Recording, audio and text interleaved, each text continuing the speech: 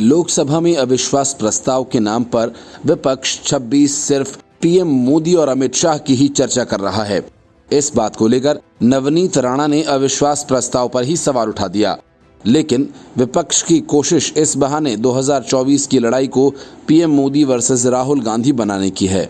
PM Modi और अमित शाह पर लगातार विपक्ष की तरफ से किए जा रहे हमले से नाराज नारायण राणे तो आपे से बाहर ही हो गए और उन्होंने अपने भड़ास उद्धव ठाकरे के सांसद पर निकाल दी।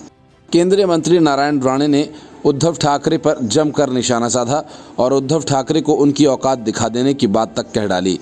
उन्होंने कहा कि प्रधानमंत्री नरेंद्र मोदी पर सवाल उठाने का कोई अधिकार नहीं है। इस दौरान स्पीकर की कुर्सी पर बैठे राजेंद्र अग्रवाल ने भी नारायण राणे को व्यक्तिगत हमला करने से बचने को कहा। अविश्वास प्रस्ताव पर शिवसेना यूबीटी सांसद और अरविंद सावंत के बाद नारायण राणे की बोलने की बारी थी। नारायण राणे काफी आक्रामक नजर आए। उन्होंने कहा कि अविश्वास प्रस्ताव पर शिवसेना यूबीटी के अरविंद सावंत का भाषण सुनकर मुझे लगा कि मैं दिल्ली में नहीं महाराष्ट्र विधानसभा में बैठा हूं। उन्होंने आगे कहा कि जिस हिंदुत्व के बारे में वे कहते रहे हैं कि उन्हें गर्व है, तो 2019 में वह कहां था जब सत्ता पाने के लिए बीजेपी को धोखा देकर शरद पवार के पास चले गए थे। नारायण राणे ने आगे कहा कि मैं 1967 का शिवसैनिक हूं।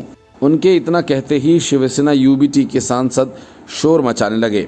नारायण राणे उन्हें डपटते हुए बोले, नीचे बैठ, नीचे बैठ। इस पर स्पीकर की कुर्सी पर बैठे बीजेपी सांसद राजेंद्र अग्रवाल ने उन्हें टोका। नारायण राणे ने आगे कहा कि जब शिवसेना उद्धव गुट एनडीए को छोड़कर पवार साहब के साथ गए तब इनको हिंदुत्व याद नहीं आया। अभी कुछ नहीं बचा है। अभी जो आवाज आ रही है वो बिल्ली की आवाज है, शेर की आवाज नहीं बची है। हमारे पीएम पर अभी कोई सवाल नहीं उठा सकते, उनकी औकात नहीं है। अगर कोई पीएम मोदी और अमित शाह पर अंगुली उठाई तो तुम्हारी मैं औकात निकालूंगा। Bureau report, news of India.